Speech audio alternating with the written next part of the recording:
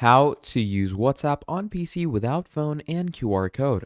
Hello everyone, welcome back to another video. I hope you all are doing great and are having an amazing and absolutely incredible day.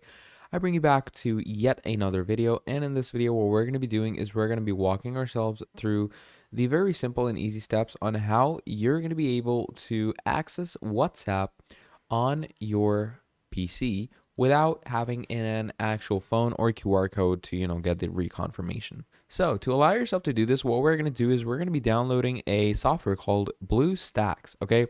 Now, BlueStacks is basically you could say, mobile simulator that you have on your PC. Now, if you download BlueStacks, what it will do is it will give you the full app store. Okay, you're going to get the full app store, and what you're going to do over here, just search a WhatsApp, okay, and it's going to give you the WhatsApp Messenger. There you go. So all you're going to do from there is you're going to download the WhatsApp Messenger from the BlueStacks app store. And what that will do is it will obviously think of it as a mobile app. And if you're already on your phone, like if you have connected your phone with your BlueStacks, then it's not going to ask you any QR code, any verification, and it shouldn't, do any issue like that.